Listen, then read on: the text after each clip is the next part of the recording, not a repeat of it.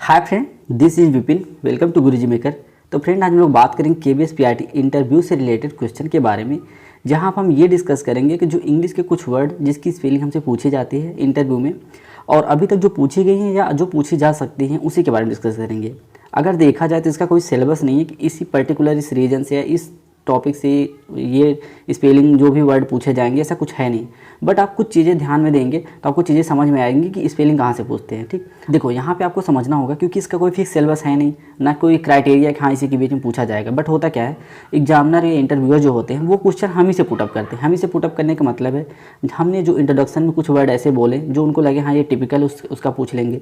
इसीलिए बोला जाता है कि अपने इंट्रोडक्शन को ना बहुत सिंपल लैंग्वेज में लिखना चाहिए, जो मतलब रहना चाहिए हाँ नॉर्मल लैंग्वेज में, जो आसानी सबको समझ में आ जाए। ये नहीं कहीं से आप कॉपी पेस्ट करें, क्योंकि कॉपी पेस्ट आप करेंगे तो भारी भरकम वर्ड वहाँ पे यूज़ किए जाते हैं जो सुनने में तो बहुत अच्छे होते हैं, बट उसका मतलब पूछ लिया जाए या स्पेलिंग वगैरह तो थोड़ा सा गलती होने के चांसेस रहते हैं। ठीक, तो मेन मतलब वही है, कोई भी सिलेबस इसका फिक्स नहीं है। तो आप ये करिए कि जो भी आप वहाँ पे बोलेंगे कोशिश करिए लैंग्वेज एकदम सिंपल आपकी रहे। ठीक, मैक्सिमम चांसेज ये रहते हैं कि वो आपसे उसी में से पूछेंगे, क्योंकि वर्ड रट के थोड़ी आए कि हमको इस वर्ड का स्पेलिंग पूछना है। ठीक, जब हम कुछ बोलेंगे जैसे असेसमेंट बोल दिए, ठीक, या लायबिलिटी बोल दिए, तो उसी का वर्ड मीनिंग वो पूछ लेंगे, इंग्लिश उसकी स्पेलिंग पूछ लेंगे।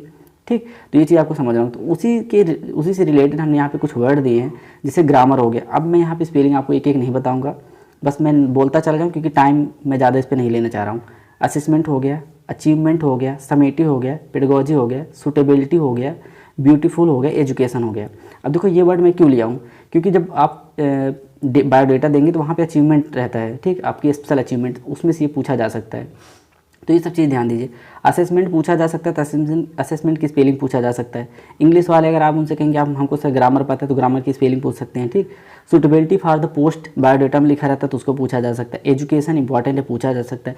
तो ऐसे वर्ड पूछे जाएंगे, ना कि कहीं से आपको फंसाने के लिए कोई वर्ड। देखो यूट्यूब पे आपको बहुत लोग बता रहे हैं कि निमोनिया का पूछा गया था या कॉलरा का पूछा, ठीक है, बट वो पूछा गया था टीजीटी और पीजीटी वालों से जो स्पेशल उसी चीज़ के लिए बने हैं। ठीक, तो यहाँ का आपको प्राइमरी में इंटरव्यू होने जा रहा है, तो इतना बड़ा सारी चीज़ें आपको फंसाने के लिए नहीं करेंगे। बस ये है कि आपकी बातों से ही वर्ड को निकालेंगे, वही पूछेंगे। तो अपने जो भी इंट्रोडक्शन होगा या सूटेबिलिटी फॉर द पोस्ट में सारी चीज़ें उसको सिंपल रखिए जितना हो पाए, और कोशिश करिए जो भी आप कम्युनिकेट कर रहे हैं तो उसमें भी जो स्पेलिंग जो भी यूज कर रहे हैं जिस वर्ड का, वो सिंपल रखने की कोशिश करिए। बस इतना ध्यान देंगे तो चीज़ें थोड़ा सा सही हो जाएंगी। अगर हम आगे बात करें तो जैसे यहाँ पे अपॉर्चुनिटी हो गया, ट्रेडिशनल हो गया, ओकेजन हो गया, नॉलेज हो गया, कमिटी हो गया, अननेसेसरी, नेसेसरी, कोलैबोरेशन।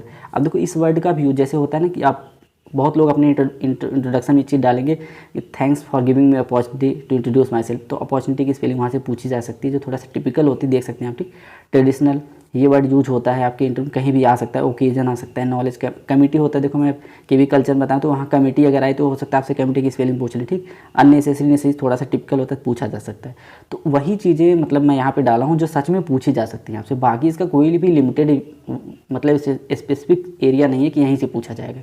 बट ये है कि मैं बताया ना, एग्जामिनर आपसे वहीं से पूछेंगे जो आप बोलेंगे, वो रट के नहीं आएगा हाँ हमको इनसे ये पूछना है, इस जन से ये स्पेलिंग पूछना है। ठीक, बस यही होता है। तो मेन वही होता है कि आप क्या करें। और यहाँ पे जो चीज़ें मैं डाला हूँ वो आपके मतलब 1 to 5 क्लास से रिलेटेड चीज़ हैं, जैसे अकोमोडेशन हो गया, कैलेंडर हो गया, इन्वायरमेंट हो गया, करिकुलम हो गया, सिंसियरली हो गया, ओबीडियंट हो गया, इंडिपेंडेंट हो गया, केयरिंग हो गया। ठीक, तो ये सारी चीज़ें इन्वॉल्व हैं। जब आप इंटरव्यू देते रहेंगे तो ये सब चीज़ें आ सकती, नहीं भी आएंगी तो ये पूछी जा सकती, क्योंकि ये 1 to 5 में सारी चीज़ें, कैलेंडर का यूज हो पता ही सबको आएगा, उसमें इन्वायरमेंट पढ़ाएंगे आप, करिकुलम ये तो बनवाया जाएगा, सीसी जो को करिकुलम एंड क्रिएटिव एक्टिविटी होती है उसमें करिकुलम आपसे पूछा। सिंसियरली ओबीडियंटली एप्लीकेशन का पार्ट एक तरह से, इसको भी पूछा जा सकता है।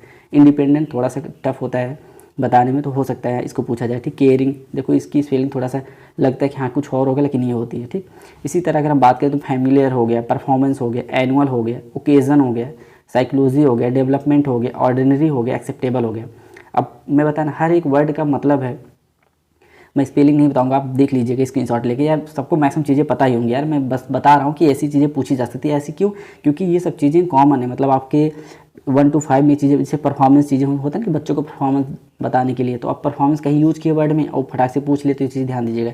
एनुअल हो गया, जैसे एनुअल एग्जाम आपने वहाँ पर जिक्र किया, कुछ कहीं से भी आ गया या आपसे एनुअल एग्जाम के बारे में पूछ रहे हैं, उनके दिमाग में आएगी हाँ एनुअल के बारे में हमको जाना, तो एनुअल की स्पेलिंग पूछ लेंगे। ओकेजन हो गया, ठीक, ये सारी चीज़ हो गई। इसी तरह हम बात करें तो गारंटी हो गया, ऑनेस्ट हो गया, इलिजिबल हो गया, डाउट हो गया, लिसन हो गया, ऑप्टेन हो गया। ठीक, ये ऐसे वर्ड रहेंगे, बहुत ज़्यादा टिपिकल आपको जानने की जरूरत नहीं ना, कोई इसका वो है। बस मैं बताया ना, 2 चीज़ ध्यान दीजिएगा, सुटेबिलिटी फॉर द पोस्ट और अपनी इंट्रोडक्शन में ऐसी सिंपल लैंग्वेज रखिएगा ताकि हाँ लगे जेन्युइन आपका है। ठीक, जब आप अपनी लैंग्वेज में सारी चीज़ें लिखे रहेंगे तो उसका स्पेलिंग, मीनिंग सब कुछ आपको पता रहेगा। लेकिन दूसरे के थ्रू करके आएंगे तो तैयारी तो किए रहेंगे लेकिन वहाँ फंसने के चांसेस रहता है। ठीक, तो आई होप ये चीज़ क्लियर हो गई। कोशिश से करिएगा जितना सिंपल हो पाए अपनी सिंपल रखिएगा।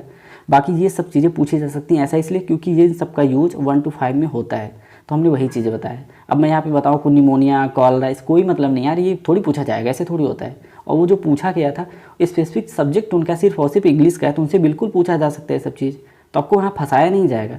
बस ये है कि अगर उनका मन हुआ तो यही सब वर्ड पूछेंगे जो आप बोलेंगे, और अगर नहीं बोले, मान लो उनके मन में भी आए तो यही सब आएंगे, सिंपल वर्ड जो यहाँ पे दिए, इससे ज़्यादा आपसे नहीं पूछेंगे।